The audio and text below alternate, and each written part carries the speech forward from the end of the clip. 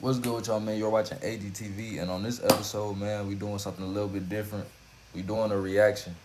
Now, I don't really do too many reactions. Reactions not really my thing, but I was a little bit interested in this video, and I'm like, I was gonna watch it regardless. So I started thinking to myself, like, if I'm gonna watch it, why not just react to it? Why not? What could be the harm in reacting and stuff? So I might just start doing that, see how it go. But also, Youngboy probably my favorite artist out of all the artists out right now, as far as like the newer generation, as far as my generation. I just been following him since he was like 16, so I just think that's why he my favorite. But I'm interested to see what they about to say about him on this because I do feel like he blackballed. I do feel like people are trying to put obstacles in his way so he don't get as big as he could be because you got to think for somebody to have that much influence and to be trying to get out of their contract and to get their royalties back and all that, that's real big. That's a serious thing when it comes to these people in power because that's a lot of money. You know what I'm saying? Like for him to have as much money as he got now and he only getting a small percentage of everything being generated off of his, you know what I'm saying, off of his streams and his numbers and everything, he missing out on a lot of money. So the last thing they probably want is for him to get that power back because he got too much influence. You know what I mean? So I'm gonna stop talking. I'm gonna get into this video because I am interested to see what's about to take place and what they about to say. But without further ado, man, let's get straight into it.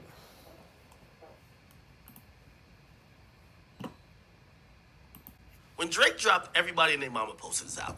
If Thug drops, the whole industry posted. Travis drops, the whole industry posted. Youngboy dropped, and it was not that many. You might say, well, Youngboy don't with nobody. And that's true. Youngboy in the last year has been on collabs with Future, Migos, Nicki Minaj. Did all of them post his album? Did they show the support? I think that Youngboy was used in a good capacity for other artists when they needed singles. It kind of shows me how cliquey the industry is. So I do want to speak about that. So the crazy part about Youngboy is it's certain artists, and they be the biggest artists most of the time that'll do a song with him. And I always kind of felt like I didn't know if it was really genuine or not. And this is just me thinking from a fan's perspective. I don't really know anything, but this is just what I was thinking. I'm like, I wonder if it's really like they cool with each other or if it's like a business thing. Because, you know, Youngboy don't really come out his element to really work with people like that. So for him to work with somebody like a Nicki Minaj, Migos, the Baby even, you know, it's like, do he really just mess with these artists in that type of way? Or is it like they just doing it off business? Like the label thought it would be a good idea. They ain't really got beef with whoever he got beef with. And they just like, you know what, we gonna do it. Because I'm like, I'm thinking in my head, maybe that's what it is. But I don't know. Y'all comment down below. Let me know what y'all think. Is he getting used? Or are they actually connected? Like they actually cool with each other? And, you know, let me know what y'all think. I don't know. And shout out Academics. He always be having the good information, man. He tied in. If you're a part of the clique, they basically you out. But if you're not really that cliquey with everybody, they act like and he was rap. After starting his career at 14 with a microphone that he purchased from a Louisiana Walmart, Youngboy has gone from strength to strength. Over time, becoming one of the most successful and fiercely adored artists of his generation. Along the way, he's racked up 5 number ones and plenty of platinum certified projects. Given his accolades, a hip-hop layman will be forgiven for thinking that Youngboy's journey to achieve such success had come through being a manufactured product fresh off the major label assembly line. But in fact, it's come in spite of his fractious relationship with his label, Atlantic. And after signing to the world-famous conglomerate in 2017, Youngboy quickly returned to doing what he did best and continued to build the hype in preparation for his first studio album until Death Called My Name in 2018. But by the time he was gearing up to release his sophomore project, Top, in September 2020, any hopes of a harmonious relationship between them had all but disintegrated. After having his attempts to buy his masters rejected, in spite of the fact that he offered his next 4 albums for free, Youngboy would begin to express his displeasure with the label at every opportunity. Damn, so if I'm hearing this correctly, he offered 4 albums for free to get his masters back, and they still said no. Bruh, that's what I'm saying. Like, he can't buy his masters back. They won't even let him work for his masters back. Like, they won't let him get his masters back. I don't know what process they in right now to like getting it back or whatever, or if they even still trying to get their masters back. But bruh, that's crazy. I'm offering you 4 albums. You know how much money that could generate with it being Youngboy. Youngboy got probably the biggest fan base on YouTube. For you to decline that offer, like his streams and his numbers and his revenue coming in per month off of his streaming and YouTube alone is probably crazy. crazy. I'm gonna just keep watching because that's crazy. If you really think that's crazy. And if his assessment of the situation is to be believed, it's basically resulted in them attempting to blackball him. Sparked by the removal of his Colors mixtape from an Apple Music chart, YB suggested that his label was trying to place roadblocks in the way of his success. I was going #1 2 weeks straight with a mixtape, so they took it down off the charts. I don't give a you still can't stop me, he wrote via a YouTube community post. Don't sign to Atlantic. If you an artist, they're not gonna support you, especially if you live a certain way. Angered but undeterred, Youngboy has barely taken his foot off the gas since, and went on the offensive once more during a Defiant track with Birdman, where he spoke about how they tried to block me out, blackball, but they see me now. And while it can be hard to reconcile the notion of being blackballed with having 20 projects that have entered the top 20 to your name, it turns out that these days, there's more reasons than ever for them to want to take Youngboy down a peg. Recently, the news that Better Than You, his collaborative project with DaBaby, just sold 30K in the first week, has aroused the suspicion of many. Not least of all, the always inquisitive Joe Budden. I want to talk about that. So, Youngboy and DaBaby drop a project, right? And nowadays, artists don't really sell crazy numbers, like just off hard sales, because it's like when you can stream it, it's like no point. I don't know how they factor in the streams with the sales, but the sales are not the same as they used to be back in the day, because people was buying everything. Now it's about streaming. They factor in certain different things. I don't know how I really go. I'm not like analytical with it, but they dropped a project. When they dropped the project, it only sold 30K the first week, right? If they only sold 30K the first week, do you think it was some type of blackballing going on with that? Because if DaBaby dropped, that's one of the biggest artists in the world. If Youngboy dropped, that's definitely one of the biggest artists in the world. For them to make a project together with them being the most hated and the influence they have, you know, DaBaby always fighting, Youngboy always doing whatever he doing, they only sold 30K. I don't know if that's like something within the industry, but that don't sound right to me. Y'all let me know what y'all think about that as well.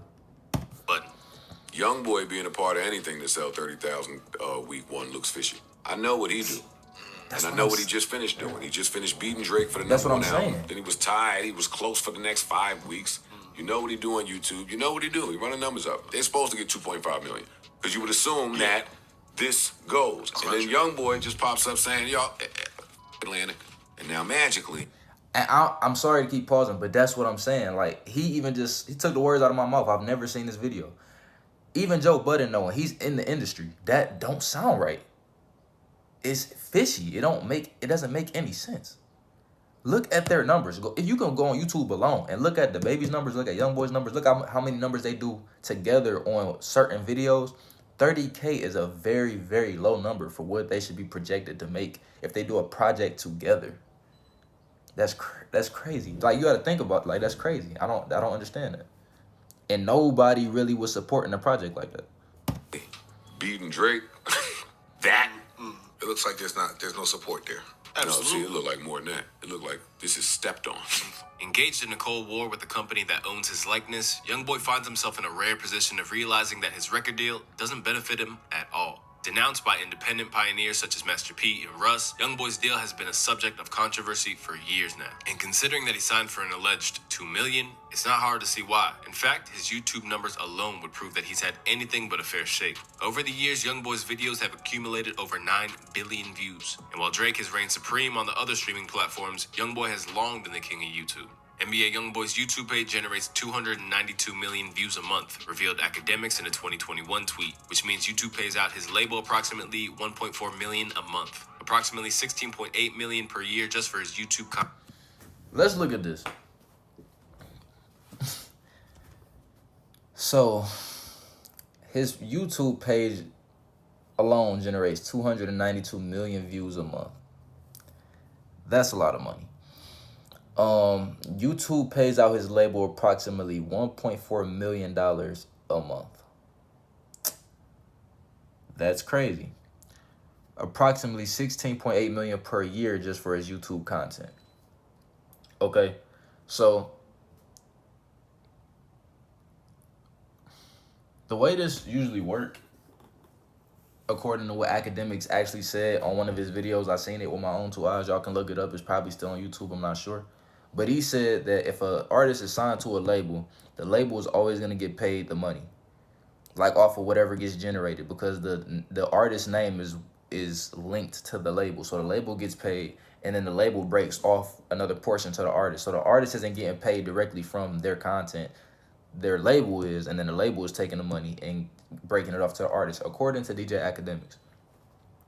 Now, with that being said, I really want to know, and I want y'all to chime in. I really want to know, do y'all feel like him signing to a label was a bad idea? And I'm gonna speak up. I don't think it was a bad idea, because at the time when he first blew up, before he was anybody, the label probably gave him a push to even be seen. If it wasn't for the label in the beginning, who knows how big he would have got? Because when he was dropping the first song he probably dropped, they got like real big. It was either probably No Smoke or bro, what's the name of that song, bro? I'm tripping. Untouchable. I think Untouchable was before No Smoke. It had to be.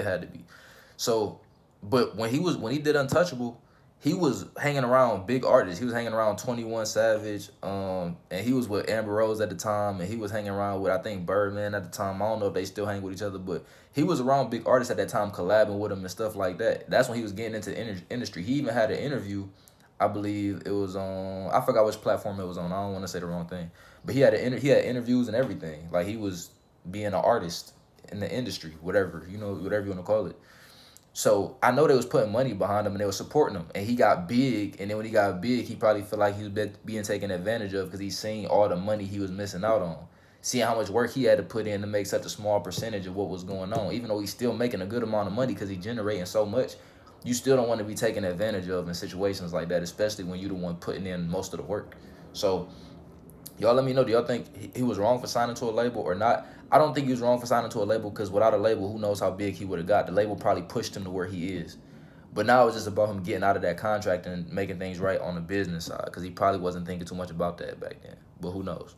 Content. If this is true, it suggests that he's been nothing less than exploited. And now it appears that Youngboy is trying his best to be the whistleblower to stop other artists from signing. I discovered the 8 immortal kings of Samaria lived a total of 241,200 years. I think as you learn, I don't care about that. as you learn how badly you've been taken advantage of. I ain't never got paid from YouTube a day in my life. Make all the money off my YouTube and then give me a small percentage out my all that slavery, son. But that's what we signed up for, business. All right, that's what I'm saying. It's crazy. Like, that's what I'm saying. You sign these labels and they put this money behind you, and you happy because you starting to get fame and money. Things are happening the way you want them to happen. You probably been dreamed about this all your life. You finally get your position in what you've been trying to do, and then you realize you're being taken advantage of on the back end. You're getting taken advantage of when you really just start to sit back, and all the emotions from signing kind of calm down, and all the emotions from the new fame and calm down, and you really living life, and you got people to take care of, and your expenses get higher, and you start to realize all the money you losing out on living this lifestyle. And it's like, bro, I could be living even better than this if I could just own a little bit more of my masters or whatever whatever it is he's trying to get, publishing, whatever. That's going to start to take a toll on you, because you're going to start feeling used. And no matter how much money you have, I don't care what nobody say, nobody wants to be used, bro. Like, money only gets you so far. If you feel used, you feel used. It ain't no way around that, especially as men. We don't want to be used by anybody.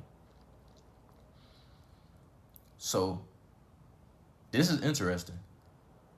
This is very interesting. And I don't know if Youngboy is blackballed or not. This is just a video that I came across that I was intrigued by. But from what I'm seeing, it kind of is starting to look like that.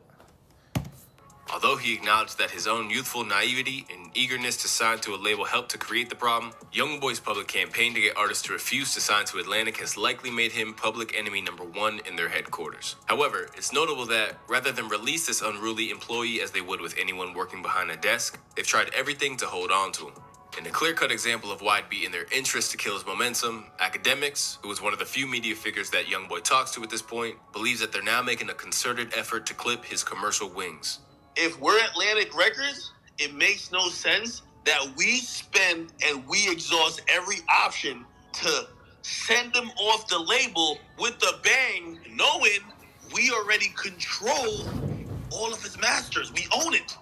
Youngboy turned down every deal they sent to him. If he drops an album selling another 150, his leverage is so crazy that they either got to go double in the amount of money they offer him now, or they got to let him walk. It's in their best interest that he don't go too crazy, that he could be humbled and think, hey, let me stay with Atlantic. That's why I say he gonna do between 120, 130, and 170.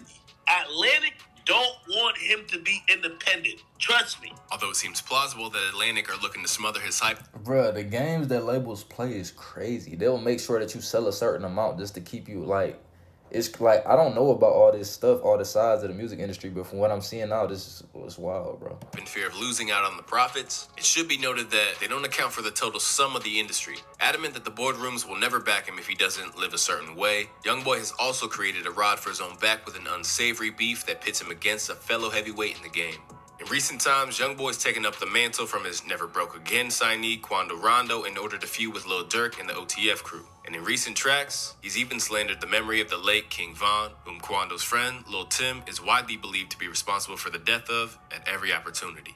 Unsurprisingly, devoting any energy into besmirching the name of a dead man isn't exactly going to appease corporate higher-ups. However, the other wrinkle comes from the fact that while Youngboy is a notoriously insular artist who rarely does a feature or allows for guest appearances on his mixtapes, Durk literally works with everybody. As a result, many people believe that when given the choice of which bridge to burn, artists have sided with Durkio.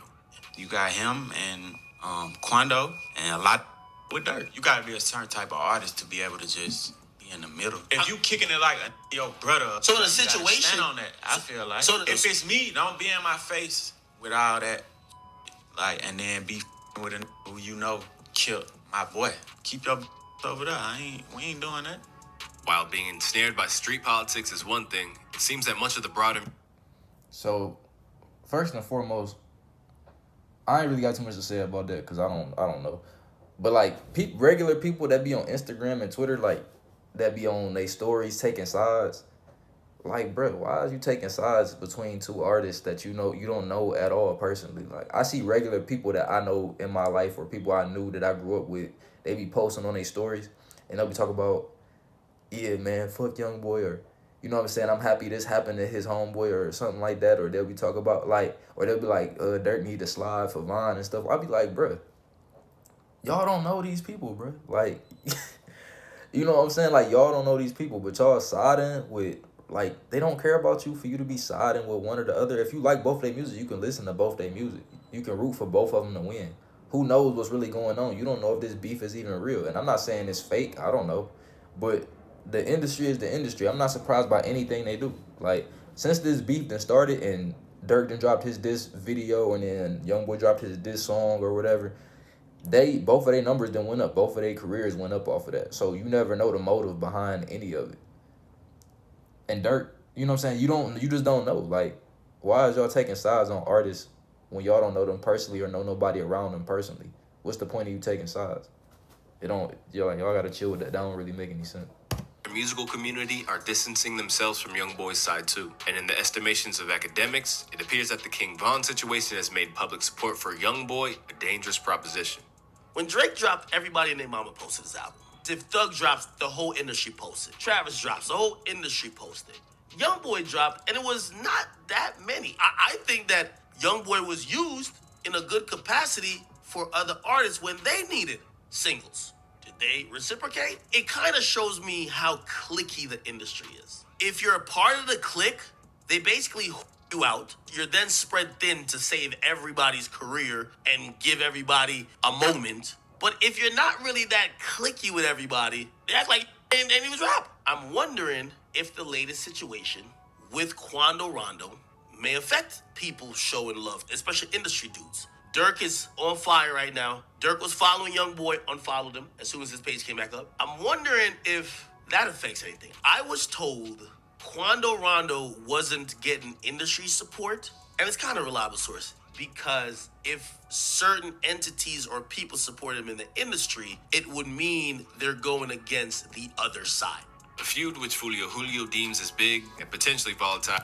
And that's another thing I don't really like about, like, the rap culture sometimes. even from if you look back on it, they always try to start the side thing. Like if two people got a problem, they'll put a whole bunch of people against each other that don't got nothing to do with it. Like they gotta create sides just because two individuals got beef with each other. Like same thing when Biggie and Tupac was beefing back in the day. They made it the East and West Coast thing. Like how did you get that? Like y'all just created that so more people could go against each other for what? Like if two people got beef, that ain't got nothing to do with me. Especially when it come to business and music. Like I don't care. Like, bro, if I do a song with somebody and then another artist get mad at me for doing a song, then want to work with me no more, then that's what it is. I don't really care. Out as the war between Pac and Biggie, it appears that not only has the beef had the unintended effect of minimizing his list of potential collaborators, but has labels doing calculations as to whether they can sign him. Prone to laying out menacing messages to his enemies and money, Youngboy's also facing a potential 7 years behind bars at the moment. As a result, there's every chance that if he was even slightly less successful, then he'd be seen as damaged goods. But, with the exception of the DaBaby debacle, all signs suggest that even if the industry tries to stifle him, the people won't. In October of last year, Youngboy joined the illustrious ranks of Tupac and Lil Wayne to become the third man to score a #1 album from behind bars, once again with very little promotion from Atlantic. Respected among his peers that exist beyond the street sphere, it's also been reported that new music with a fully fledged pop star and Lil Nas X could be on the way. Meanwhile, one of the culture's most uncompromising innovators has been doing his part to let the world know that Youngboy is simply misunderstood. Sending love to NBA Youngboy, man, for real. He's such a sweetheart, dude. Like, we kicked it a few times. Like, that a sweet person, bro. Like, I think he's just evil. Like, no, he's like fun. Similarly co-signed by Childish Gambino, who showed his solidarity with Youngboy by changing his Twitter profile to the embattled rapper.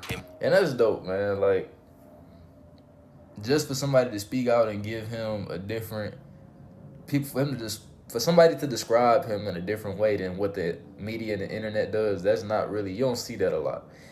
And I rock with Tyler the Creator for that specifically because not only did he do a song with him and put it on his album, but he also shouted him out as a person, which I didn't see too many other people do. And that goes back to what they were saying when they was asking, like, is the labels using him to revive some of these artists' careers? And I think that they did use him in a couple of those situations.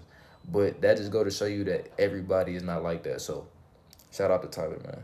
NBA has no shortage of powerful admirers, and even if his own label might be doing their utmost to suppress him and create the illusion of downturn in fortunes, it hasn't stopped him from earning his first Grammy nomination with his Tyler collab, What's Your Name? Regarded as such a surefire hitmaker, his reputation now precedes him to such a degree that his features reportedly command a price tag of over $300,000. And while this may seem like a lot, it'd be hard to argue with the data behind it. As of February, he'd surpassed both Future and Mr. Platinum with No Features himself, J. Cole, in terms of quantity of the RIAA certifications. And even more impressively, he's done it while being 18 years their junior.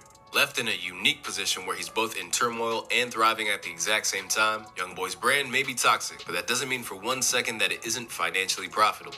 Set to become a free agent, Youngboy has a chance to cast off the shackles of major label intervention and set a new benchmark for independent artists. So long as his prolific workload is sustained and the fans stay as rabidly behind him as ever, then there's every chance that, blackballed or not, NBA Youngboy can't be stopped. When Drake... All right, so that was it, man. Yeah, bro. I mean, I don't really like. Let me know how y'all feel about that, cause it was so many different angles that I seen in that video that I could go in right now. But if you want my honest opinion, bro, I think that he definitely been blackballed in some type of way. Sometimes I do think people take it a little too far, but it don't really matter, bro. He's still making money. He's still successful. He still got a chance to get out of his label, hopefully. But as far as the extra stuff, he probably don't care. He got money. He's successful. Like, growing up in Baton Rouge to being who you are now, I don't think he cared too much about the extra stuff as much as people might think he does. But I don't know. And we never will know. But y'all comment down below. Y'all let me know what y'all want me to react to next. Like, comment, subscribe. Yeah, man, that's it. I'm out.